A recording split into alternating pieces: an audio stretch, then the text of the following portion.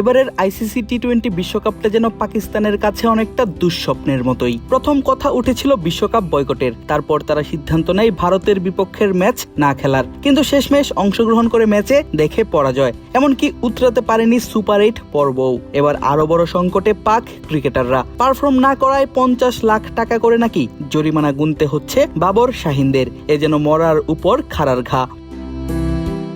বেশিরভাগ সময় খেলার মাঠের বাইরের বিষয়েই শিরোনামে থাকে পাকিস্তান। খেলোয়াড়দের আর্থিক জরিমানার বিষয়টি চমক হয়েই এসেছে এবার খবরের শিরোনামে। পাকিস্তানের সংবাদ মাধ্যমগুলো জানাচ্ছে, বিশ্বকাপে খেলা পাকিস্তানি ক্রিকেটারদের জন প্রতি 50 লাখ টাকা করে জরিমানা করেছে পিসিবি। এই 50 লাখ টাকা খেলোয়াড়দের বেতন ও ম্যাচ ফি থেকে কেটে নেবে ক্রিকেট বোর্ড।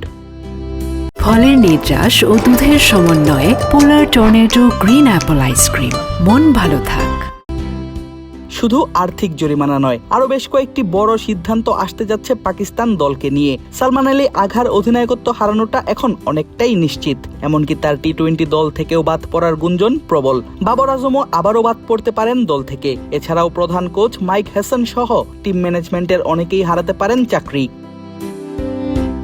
বিশ্বকাপ শুরুর আগে থেকে অবশ্য টালমাটাল অবস্থা ছিল পাকিস্তান ক্রিকেট দলের। বাংলাদেশের সঙ্গে যে একরোখা এবং একপাক্ষিক আচরণ করেছিল আইসিসি, তার প্রতিবাদে পাকিস্তান সিদ্ধান্ত নিয়েছিল বিশ্বকাপ না খেলার। তবে শেষ পর্যন্ত তারা সরে আসে সেই সিদ্ধান্ত থেকে, অংশ নেয় বিশ্বকাপে।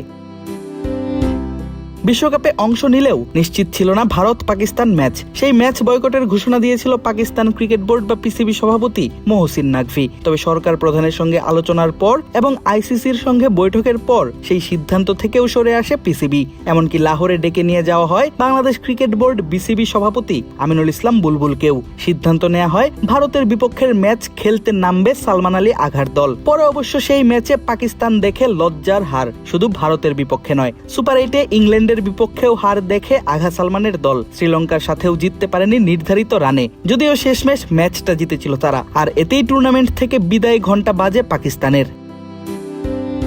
তবে সব ছাপিয়ে আলোচনা হচ্ছে ক্রিকেটারদের জরিমানার প্রসঙ্গ নিয়েই। চলছে ব্যাপারটি নিয়ে আলোচনা সমালোচনা। এর উপর অধিনায়কের পরিবর্তন, কোচের বিদায়, সব মিলিয়ে ক্রিকেটের বাইরের ব্যাপারগুলো নিয়েই আবারও সংবাদের শিরোনাম হলো 2009 সালের টি-20 বিশ্বকাপ জয়ী দেশটি। আদিব আশরাফ, ক্রিক ফ্রেন্জি।